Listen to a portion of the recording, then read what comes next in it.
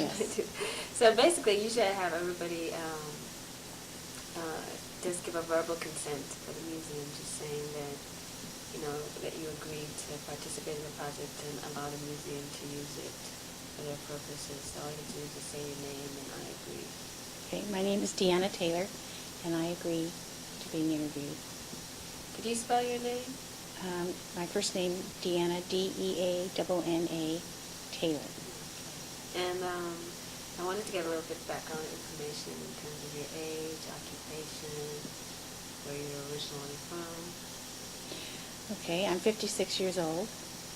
I was born in Oakland, raised in Oakland, Berkeley area. My parents had a farm in Martinez, and a business in Berkeley. So basically, we slept on the farm, and I went to school in Berkeley. What was the other question? Your occupation. Okay. I'm recently retired. I've been retired about 9 months from PG&E. I was a customer service supervisor there, also marketing rep at one time, and during the 25 years that I worked there, prior to my retirement, I was a residential account representative, which my job entailed community outreach, promoting the services and programs that PG&E offers to their customers, specifically low-income customers, working with community agencies, that kind of thing. It was very, very satisfying work. I retired early because the company was going through reorganization and offered early incentives for those people who had the number of years and the age to go out with full benefits. So I jumped at that. Oh, that's a good man. Yeah. And are you married? How long are you married? Yes. Children and grandchildren, their ages? I'm married. I married a childhood sweetheart. We went to grammar school and junior high and high school together. So I've been married a very long time. I have 2 children, 2 sons. One will be 39 in November, and one will be 36 in a few weeks. The oldest son is married and has a child. She's 12 months old. I had said she was 15. She's 12 months old. And a little girl, Elena Michelle, and she's a sweet pie. Can we go off the record for a minute? Sure. Okay, so where were you living at the time of the fire, and how long had you been living there? Okay, I was living at Parkwoods Apartments on Caldecott Lane. I had lived there, I guess, for about 8 years. And very lovely place, woodsy, very comfortable, very safe, and it was just a lovely spot to live in. So, okay. Safe, when I say safe, it wasn't safe because of the fire. But when I say safe is that it was a gated community. It had a guard at the entrance. So no one could come in unexpectedly, or you weren't bothered with solicitors, that kind of thing. Also, there was no theft, no burglary. Everything was, pretty safe community. Out of the 8 years I was there, I never had any problems. So you and your husband rented there? Yeah. Okay. Mm-hmm. And, Actually, it was leasing. Leasing. Mm-hmm. And how large was the place? I had two bedrooms, 2-bedroom apartment. And do you remember when you first saw the place, what you liked about the apartments, why you moved there in the first place? The reason why I moved there is because it was like living in the woods, very woodsy. The amenities the When you say amenities within the pool? there was the pool, there was the sauna, the exercise room, the just the general appearance of the property, well kept, quiet, nice apartments. Had you owned the house before you moved to?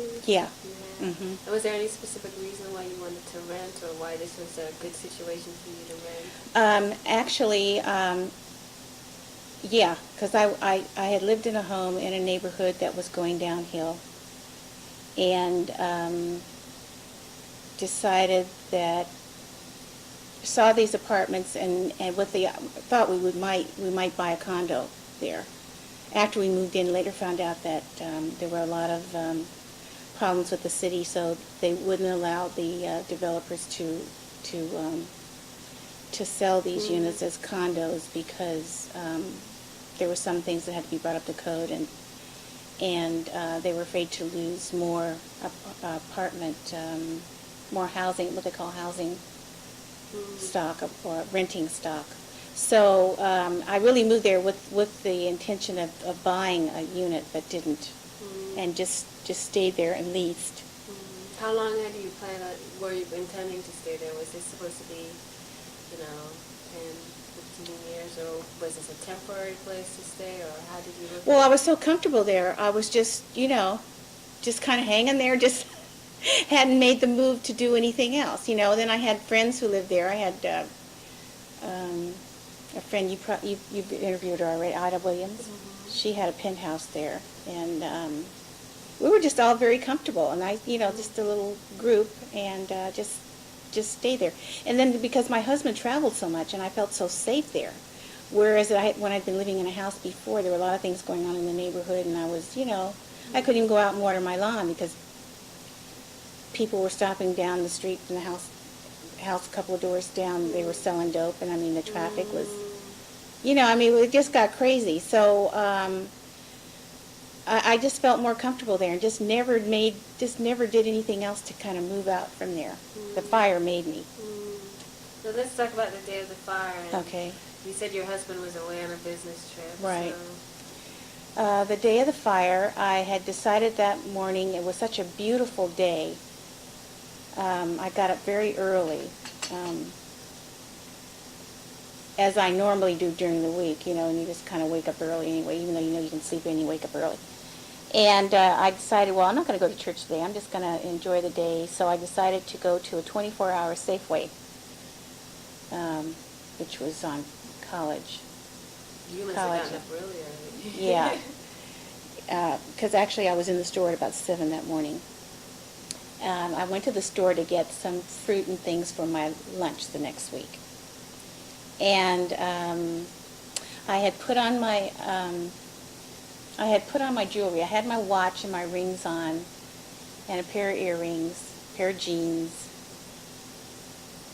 And I went to the store and came back. And I didn't take my jewelry off. I left it on.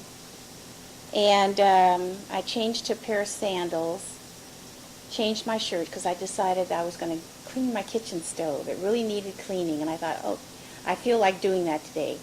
So I I left my purse on the dining room table,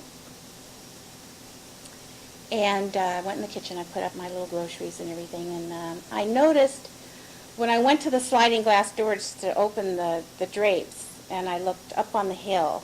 I was looking north. My apartment faced north, so I was looking north.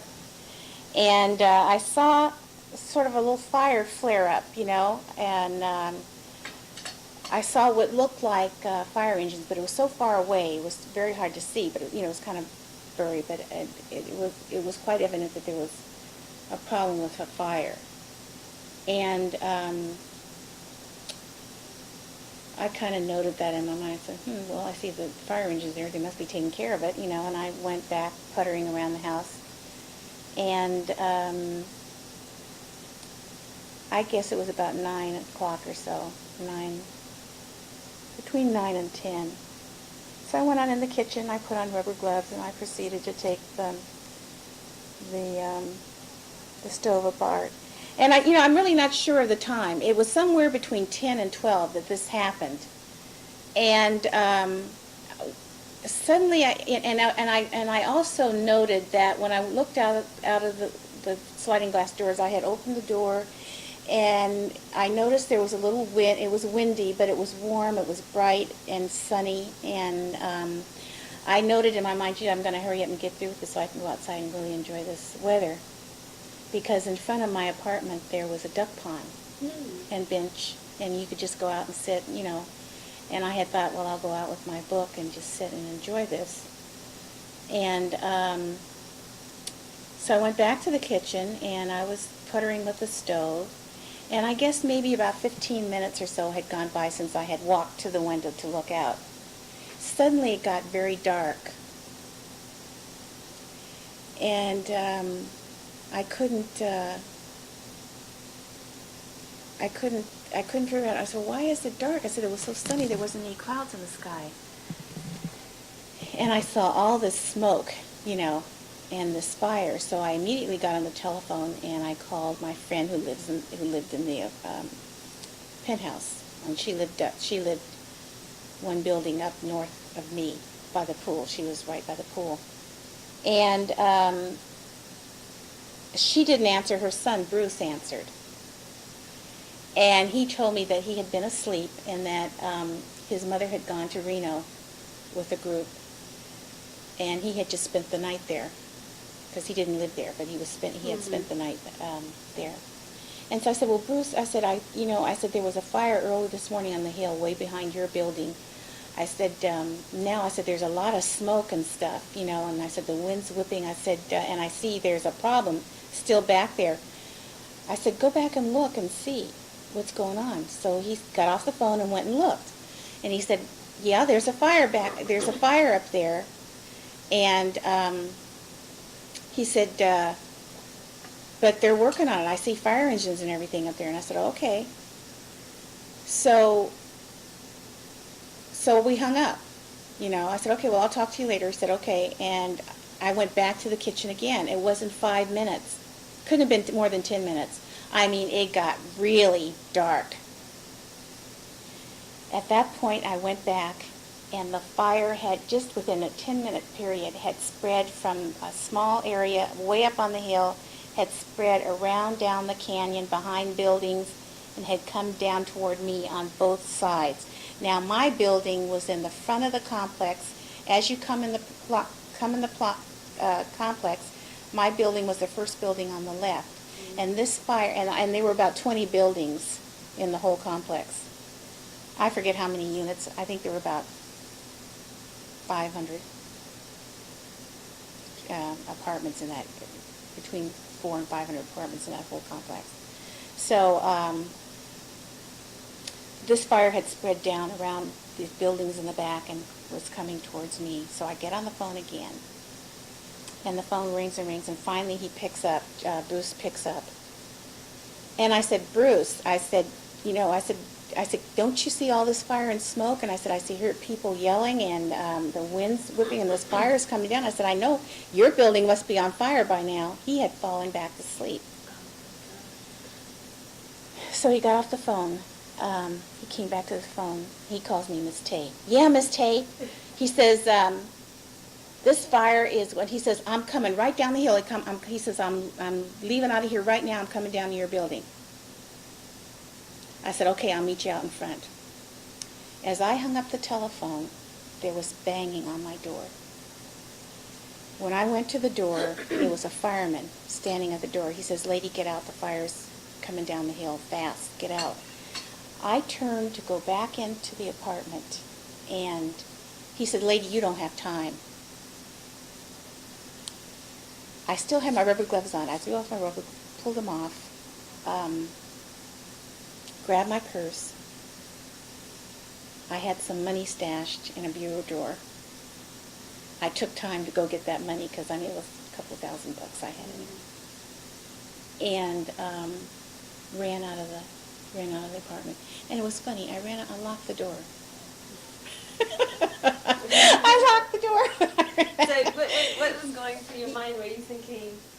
I No, thought do this. you- I said it's so dark now. It's so smoky. I said I don't know what I'm going to find out when I get outside. I started hyperventilating immediately when he told me to get out. I just, I thought, God, it must be really bad. He's going around banging on doors, telling people to get out.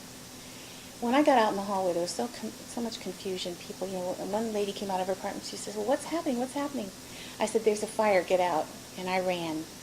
And so I could meet Bruce. There was a back way I could have gone that was a quicker exit, but I went the long way to come out the front entrance because that's where I told him I would meet him at the front entrance. And just as I came out, took the stairway down. Just as I came out of the building, he ran up. He told me that he had tried to come down from the penthouse, the staircase, from the roof, and there was smoke coming up the staircase, so he had to take the elevator down, and he was just hoping that the elevator wouldn't stop before he could get down. When he ran out to his car, he was going to jump in his car and come down. The cars around his car were all already on fire.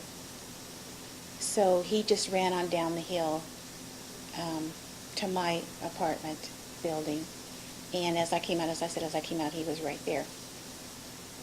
So then I said, at that point, it was so dark and smoky, you could hardly see or breathe. The wind was whipping. When I came out of my building, I turned around and looked. The building was on fire. I didn't even realize the back end of the building was on fire and the roof was on fire. The wind was whipping so hard, it had broken off tree branches, and the big tree branches, were on fire. And you're ducking, trying to dodge the cinders and coming out. And you can't breathe. The smoke is so thick. The eucalyptus trees are going up. They're exploding like bombs. It was like the world was on fire.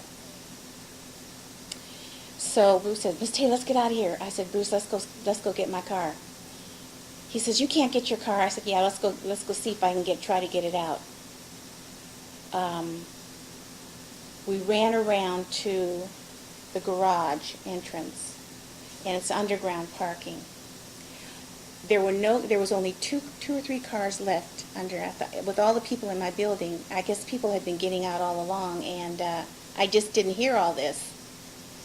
Anyway, there was only a couple of cars left in the underground parking. I got in the car. We got in the car. I said, "Bruce, you drive."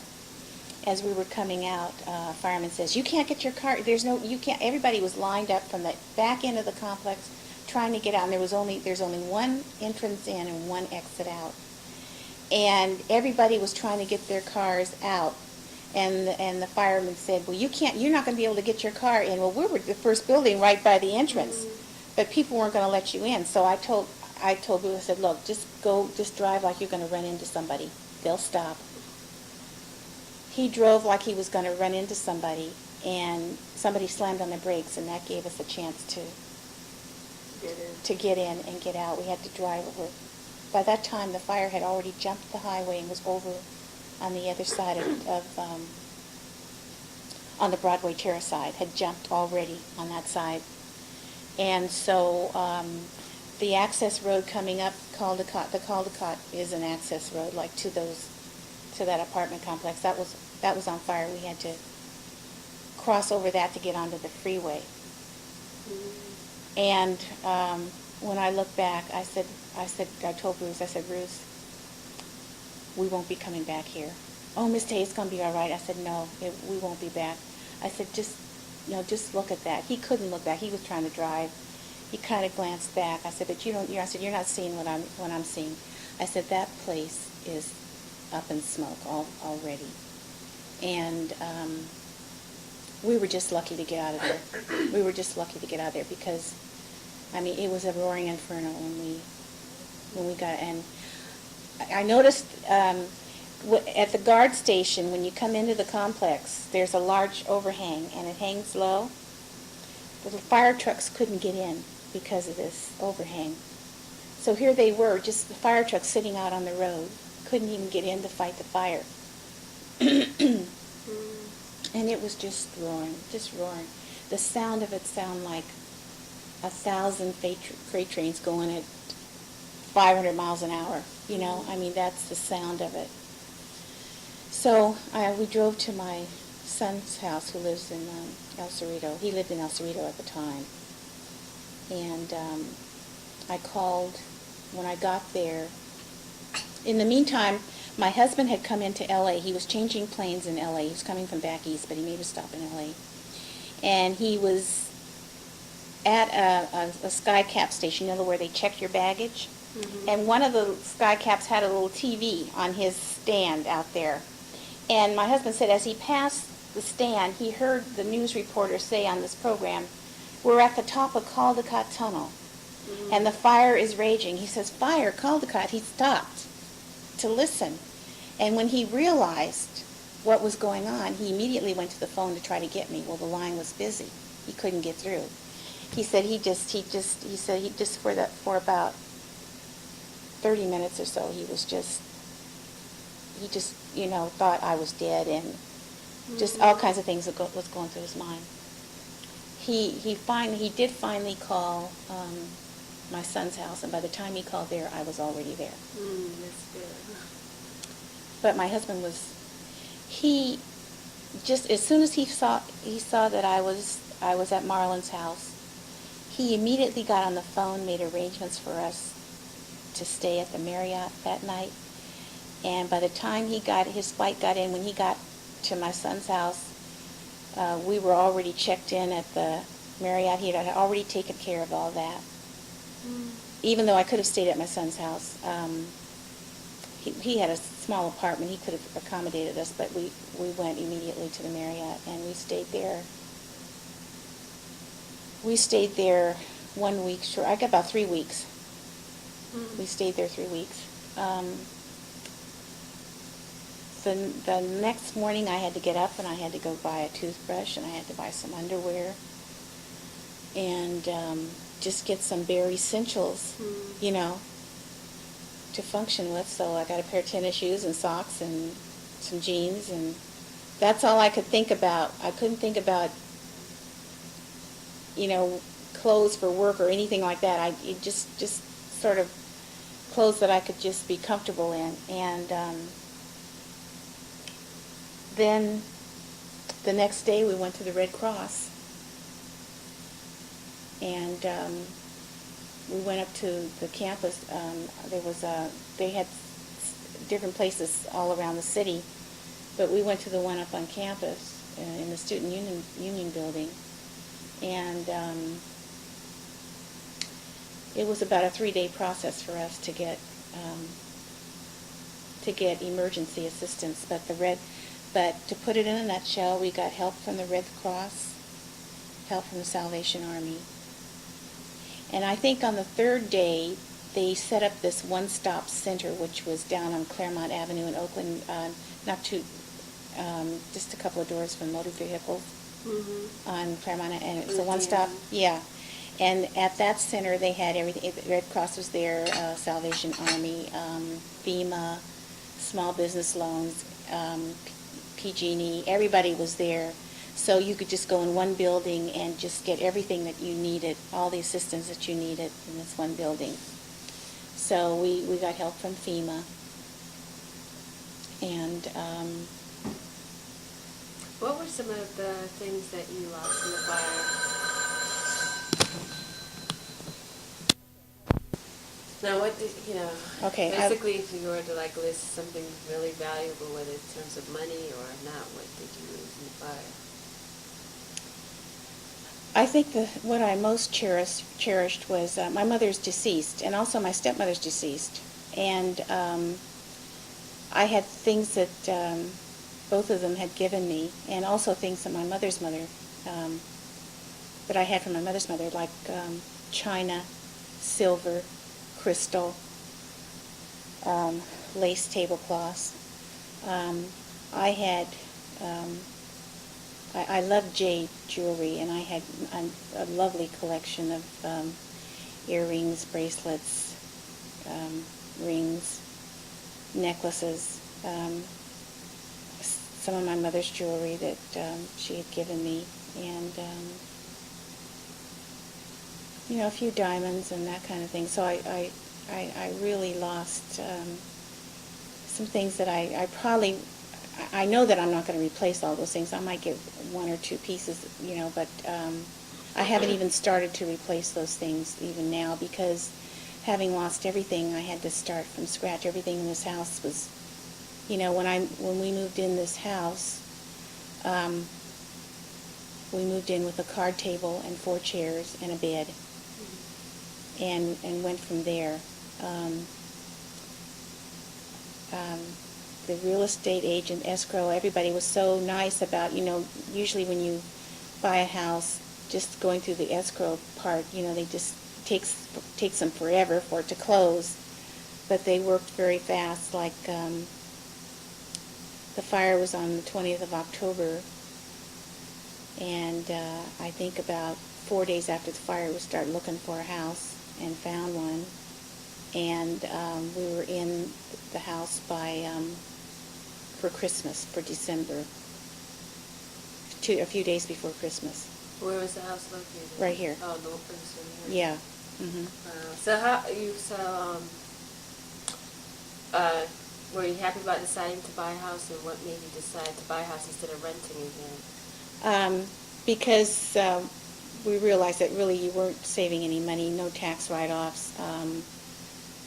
For investment purposes, we really should have done it sooner, but it's funny how things like this will move you to do something you should have done all along.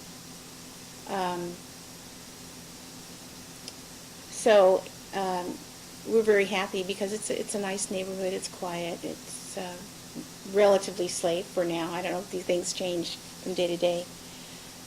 But you're far away from where you were living before. Oh, yeah. Were there any reasons why you decided to move away from Yeah, Berkeley all the way? yeah, financial reasons.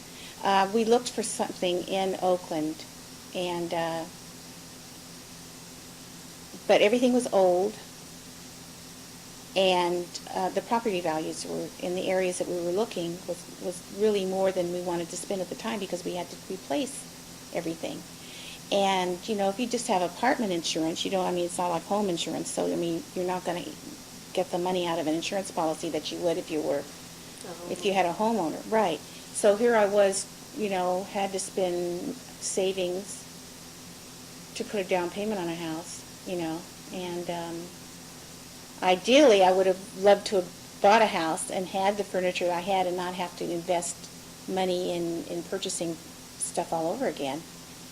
So you can imagine what it cost for us to get in this house and to buy furniture. I was going to ask you about it. So you did have renter's insurance, Mm-hmm. And what did but that it was cover? it was minimal, because I got the minimum because out of the number of years that I was there was no burglaries or anything, and I thought, what, I'm paying for something that I don't need. That's what I thought, not thinking that I needed fire insurance. So it was just minimal. So it really was not like, it was almost like not having any insurance. There was some monies, but very minimal. So in terms of how much you lost and how much aid you got, if you were to say financially, to estimate how much.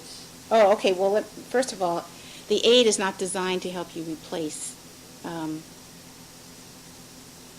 It's designed to help you replace just the bare essentials. For example, with the Red Cross, they will give you money to purchase a bed, table and chairs. But since it was just 2 of us in the family, and my adult children are no longer living with us, normally if you get a table, you get 4 chairs to go with the table, right? But because this is aid and they're just replacing things for you and your husband, they only gave me enough money for a table and 2 chairs. So if I wanted 4 chairs, that had to come out of my pocket, if I wanted 2 additional chairs. And the same thing with a lamp. If you needed for a bedroom, they gave you 1 bedside table and a lamp. That was the money allowance for. That's all you could buy with the money.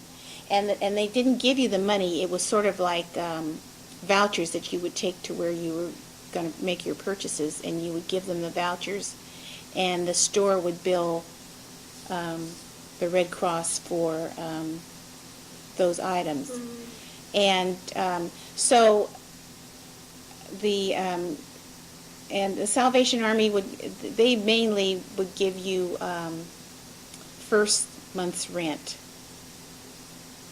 and a deposit, and then they would give you food vouchers. They would give, actually they were like gift certificates, and you could get them from Lucky's or Safeway, you know.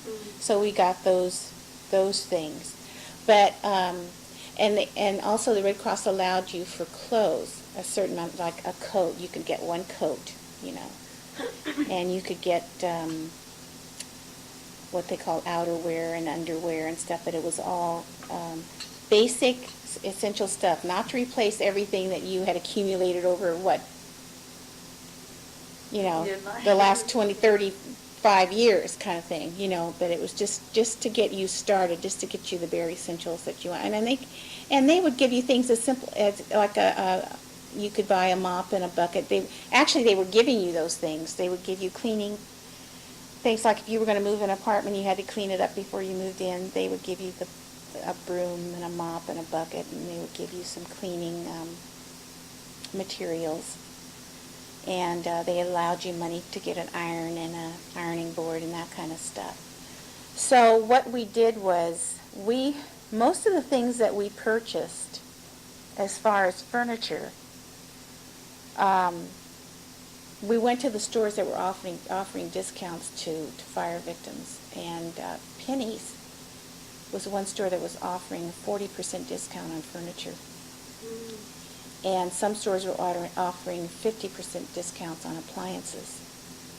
So, and then FEMA, we got FEMA money, which was a grant. It's a grant. You don't pay it back. They just give you a grant, and it depends on what your living conditions were prior to the fire. And since we were just in a 2-bedroom apartment, we weren't in a house, so our grant wasn't as much as someone who lived in a 6-room house, 6 or 8-room house.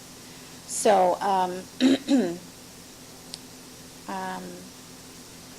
I'm trying to remember what the grant was. The grant was less than $10,000, I think. Either less than 10 or 12, I can't remember now. But we used that money to, and there's certain specifications as to how you can use that money. We couldn't use that money as part of a down payment on the house. That money has to be used to replace personal items that you lost, not property, not like real estate. So, and they tell you that, we're giving you this money, but we may come back and audit you at some point in time. And in fact, they did audit my friend Ida. They came back and audited her to see if she used that money for something else other than what it was designated for. Oh, wow. And it was sort of a random computer thing, but she popped out of the computer. But,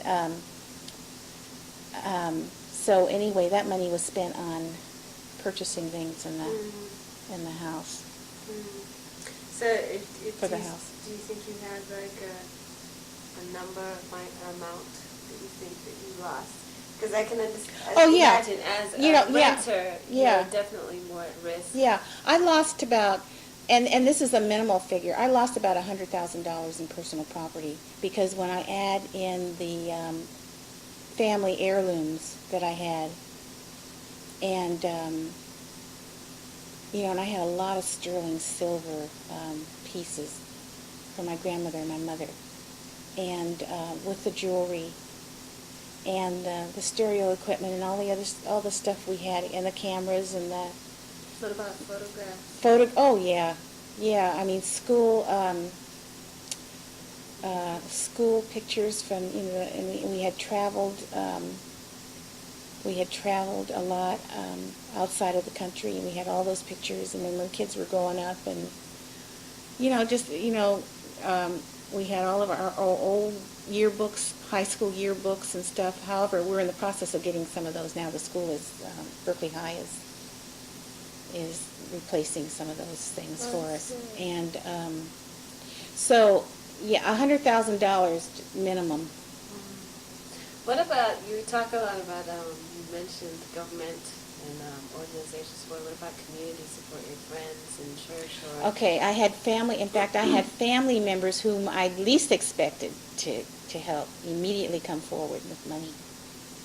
And with no strings attached. This is for you, no payment back. This is just for you, you know. And so we got a minimum of $25 up to $500 from families, individual families, members. My employer gave all fire victims who were employed at PG&E a grant. We got like $5,000.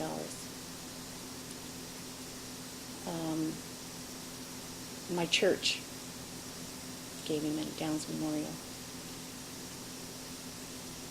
Where else did I get money? That's it. What was it like, so you basically moved into this house basically 2 months after the fire in Right, December. right. So, We bought this house very quickly. We made a decision on the house.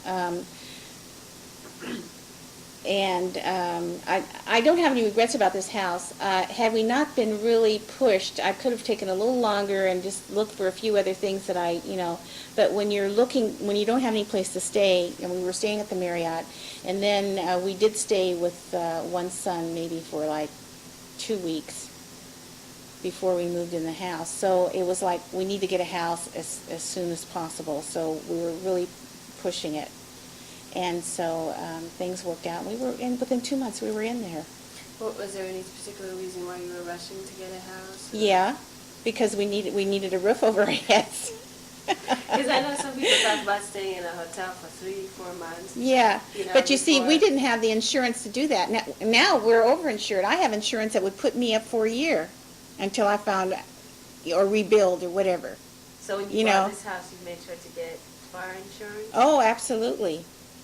Yeah. Is there any other At today's replacement cost, because we heard all the horror stories. We have friends who haven't even settled. Some people who live in the Broadway Terrace area who still haven't settled with their insurance company. They're still going through stuff.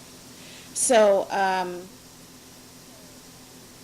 we right up front, we knew exactly what kind of insurance we wanted. We knew what to ask for, what to look for in the policy, and if it wasn't there, to ask why it wasn't there. And so, I mean, if this house burned down today, they would replace whatever at today's cost, plus I'd have a little extra money left over, because you're really not supposed to make money on the insurance policy. The insurance policy is supposed to cover whatever it costs to rebuild this house, no more, no less. Mm-hmm. But we have insurance where we would rebuild this house and still have some money left over to spend.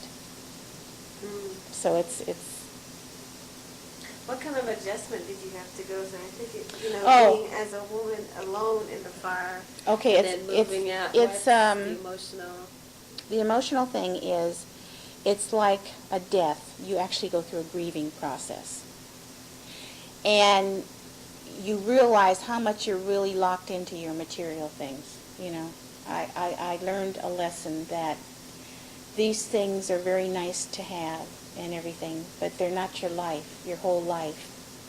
And I was just lamenting over, I lost my jewelry. If I only had it, and if I only had done this, and if I had taken time to run and get this before I ran out of the apartment. And, you just keep going over and over these things, and you keep thinking about what you've lost and how long it took you to accumulate that, and the emotional attachment you had to it, and all the things that reminded you of that particular item or why you got it. And it really drives you crazy if you let it. And I know acquaintances right now who have not gotten over their loss. They're still going through this, and I thought, you can't put yourself through that. You've got to, at some point, you have to let go and say, okay, it happened. There's nothing I can do about it. What positive things have come out of this? And just get on with your life.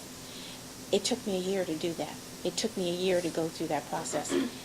And I had a job that was very stressful. With the fire on top of that, I had some health problems. It was a struggle for me that year. I mean, just very, very stressful. But I dwelled on the positive things that happened to me after the fire. And I learned some things about relatives that I had that I didn't know before, about friends.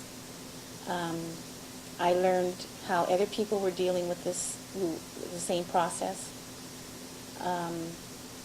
I had support from my family. And I have come to the conclusion that I have realized more out of the loss that I sustained. I have more now than I had before. And so you're talking about intangible stuff. I'm talking about intangible stuff as well as tangible. I mean, I have a home which I didn't have before, you know. And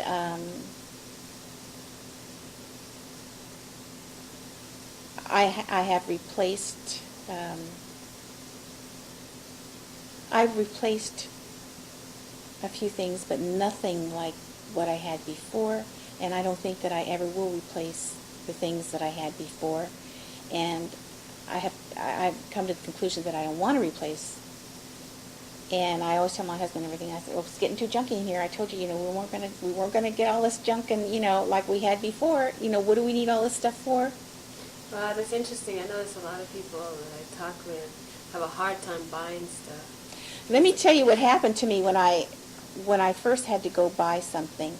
I told you I just got just the bare things to wear, but when I finally had to go to the store and buy some decent clothes for work and for church and that kind of stuff. The first time I went to the store, I went in the store.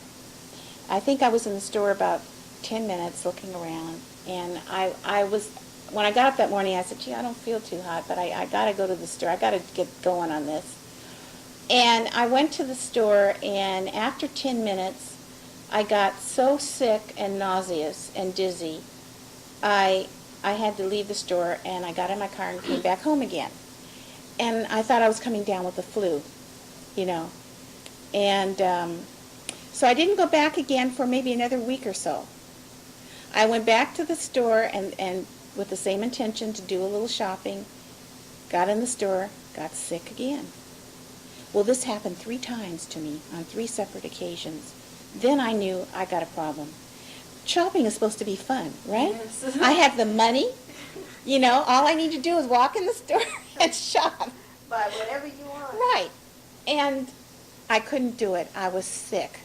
I was sick. I think 2 months later, I hadn't moved in my house yet. And I was staying at my son's house, my oldest son's house, and my daughter-in-law got up that morning. She says, "Oh, how do you feel?" I said, "Oh, I feel pretty good today." She says, "Well, you feel like going shopping?" I said, "I don't know." And she said, "Well, let's go shopping." This time this was the first time I'd taken anybody with me. She said, "Well, we're going to go shopping today." We went in the store and started shopping, and I said, "You know, I'm tired." I said, I think I bought 1 or 2 things. I said, "Well, let's go home." She says, "No, let's buy a few more things and then we'll go have lunch." She just kind of like made me hang. So I did a little more shopping. I think I bought some underwear or something, and then lingerie, and then we went to Chevy's. She said, "Where do you want to go eat?" I said, "Oh, I like Chevy's." So we went to Chevy's and we had this lunch. We had a cocktail. We sat there and talked. And then she says, "Well, you ready to go back and shop again?" I said, "Well, we can go back tomorrow." She said, "No, let's just, you know, we don't have anything to do today." I told John that I wasn't cooking dinner, and that either he had to bring something home for dinner or we were going to go out later for dinner. So I said, okay. We shopped all day, stopped and ate, went back and shopped again, and I bought most of what I needed that one day. But that's how I got going. Do you think it was easier with the fact that your husband wasn't here? Was he more helpful in helping you cope, or would it have been easier had he been there, or how was it for you? Okay. And did you feel like you needed outside help? My husband is the kind of person that if you tell him you need something, before you can get it all out of your mouth, it's done. I mean, that's the kind of person he is. So he helped us, maneuvered us through all the bureaucracy and the paperwork to get your FEMA stuff. And you know, your FEMA, people waiting on their FEMA check. They're still down in LA, they're still waiting on their FEMA check, right? Mm-hmm. Yeah, he left